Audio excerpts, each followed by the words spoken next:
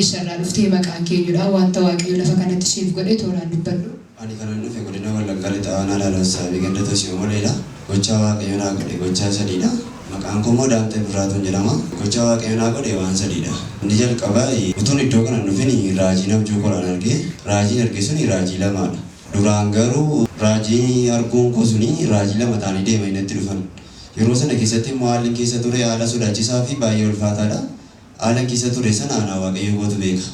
Wantichi wanta namatti himamuu hin dandeenyedha baay'ee ulfaataadha. Innaan raajii lama ta'anii utuma deemaa jiranii lamman isaanii waluma bira bu'anii deemu. Innaan raajii Mikii obboleessa koo nagaan siifata jennaan ameeniin jedheen. Yeroo sana akkuma maqaanayyuu waa'ee waaqayyoo sin beeku gochaa waaqayyoo sin beeku jechuudha. Innaan achiisa booda raajii Mikii obboleessa koo nagaa waaqayyoo siifata naan jedhanii achi karaa irra deemaa jirtu kunillee karaa sirrii mitiitii karaa isa kanarra bayinaan jedhan. Ishii tole raajiin jedheen. Isa booda raajii lama ta'anii isa deemaa kana keessatti raajiin suni gaanuma ta'ee biraa sokkeen raajii Mikii bukkeedha jechuudha.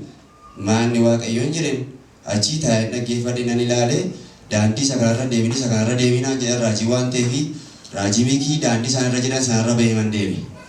Utuun deemuu achii abjuu sana keessaa abjuudhaan arge waan ta'eef taraffadheen kenne maanni waaqayyo dinanniise. Achii wanti keessa ture suni baanta jibbisiisaa ulfaataadha waan ta'eef turtii muraasa booda achii nan dhufe. Iddoo kana dhufe jechuudha. Gaafa iddoo kana dhufu achii raajiin kayyo obboleessa komeetii naan jedhan tolee deengee. Gaafa achii ka'ee jedhu nama kana bakkee isaa ilaaltu malee haala isaa ilaaltu malee wanti inni keessa jiru kamiyyuu haalli isaa gubataadha namni kun gubataadha naan jedhani. Innaa achii isa booda keessanii raajiin sana kaasanii wanta itti dhiphataa hartu wanta itti gubataa hartu sana waaqayyo gidduu sii galeera nama taanaan raajina nama naan jedheen. Kunoo har'a dhaabadhee ulaa kana gahee waaqayyoon galateeffachuu kootti isinis guddaa naa gammada.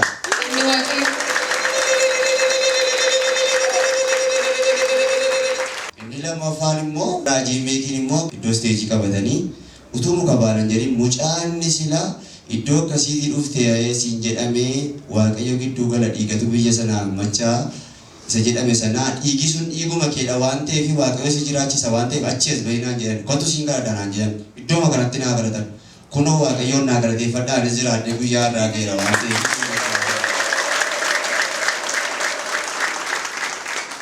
Isa booda zayitii dibataa kanan qaban ture. Yeroo sana waggaa 3 manatti hin galun ture. Haalli keessa ture ulfaataadha. Manatti hin gale. Gaafa manatti galu zayitii dibataa kanan fuddee gale. Zayitii dibataa sila keetti ilaaltan kun iddoo kanatti jechuudha waan guddaa hojjeta. Beekamaadha. Annana mana qabootti. Maaliif amantaa yoo jettan immoo saawwa tokkoon qaban ture. Sa'iin qabu kun jechuudha. Angalee torbii isaatti fakkaata hin duute. Du'a sirrii duuteerti. Gaada alaa keessa jirti kilaasii alaa keessa jechuudha.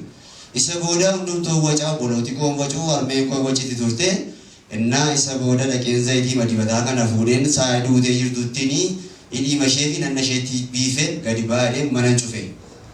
Mana cufee deebi'ee daqiiqaa muraasa booda gaafan ka'ee deebi'ee dhaqee mana sana banee ilaalu sa'i kun dhaabattee alala buurti. Shakimaa jiraata gara akka marga keessa walitti buusaa waaqayyoo galata keessa. Inni sadaffaan immoo guyyaa tokko qixa sanan ta'an. Utuun taa'uu guyyaa isaa guyyaa sanbataa irra na yaadadhaa akka hinaan jedhani. Innaan nan ka'e nan dhufe. Innaan ati maal cannaqamtaa jedhan. Innaa wanti cannaqamu waa'ee obboleettii kootiin cannaqamaan jedhan. Maal goote maal taate obboleettiin kennan. Obboleettiin koo heerumtee jirti garuu abbaa manaa ishee wajjin walitti buutee jirti. Abbaan manaa ishee immoo kan biraa fuudhee jira. Deessee isheen gaafa 14 nama biraa fuudheen jedhe. Innaa kanaaf iyyuu obboleessa kee wajjin amma xixinnoo ishee ciqileedhaan jechuu barbaadda miti naan jedhan. Maal sirriidha raajiin jedheen. Wanti itti deemaa jirtu kun akka kanatti hin danda'amu gooftaan hin danda'ama malee naan jedhan. Gooftaan gidduu sii galaa kanaafiyyuu ati hin dhiphatinii. Kanaafi obsii guyyaa isaa eegi. Jaarsummaa isaa gidduutti immoo argamta. Jaarsummaa isaa immoo tokko simattaa araarsaa naan jedhani. Ameen jedheen fuddeen. Eeshin jedheen isa booda turtii muraasa booda waggaa furii kan addaan citee jaarsummaa dhufee nu gaafatee rakkoo maalii qaban jedhee amma isheenis mucaan ishee jabaatee fi ijoollee lama qabde turtee mucaa waggaa furii wajjin dheengadda walitti deebi'anii innis isheen harkaa fudhatee gara mana isaatiitti galeera jechuudha. Sabni waaqayyoo ammayyuu galata keessan illee keessan waaqayyoo jira. Kuni lafa kanarratti waaqayyoo oolmaa gurguddaa siif hojjeteera. Obboleettiin keellee manni ishee akka diigamee ture kan lafa ati haasoftee turte. Namni waaqayyoo lafa kanatti dubbatanii hammamiif kan isaan gargar ba'anii turanii asitti haasa'ame immoo hammam gidduuttidha kan waaqayyoo gidduu galee siif hojjete. Wantichi turtii waggaa lamaadha. Waggaa tokkoo fi garuu anumatu xinnoo ishee asin jiraadhan ture asuma wajjin jiraanna turre gaafa haalli xiqqoo cimaa deemuu fi waggaa tokkoof gara manaatti deebine isa gara manaatti deebinu inni ijoolleen koo jirti jedhee yaadne ishee sadarkaa kanarra geessi jedhee yaadne garuu gaafa ishee ergee ijoollee erguu boqonnaa dhabe ofii isaatiiyyuu jechuudhaan haalli inni yeroo ishee wajjin ture sana keessatti dabarse haala bareedaa ture garuu gaafa ishee lammataa fuudhu kana keessatti haalli inni keessa ture baay'ee jibbisiisaa baay'ee ulfaataa ba'aan baatamne baate innis gaabbii guddaa keessa galee isa boodachii deebi'ee inni iyyuu akkasittiin waggaa lama wayiidha waggaa tokko biyya turre silkiis immoo irratti cuccufaa ture nuti dogoggorreera wantichi kana nan fudhadhan iyyuu jechuudha garuu moonni iyyuu gaafa argeeru deebi'ee ofii isaatiin iyyuu akkasittiin kunoo hin fudhatee galee jiraan jedhan.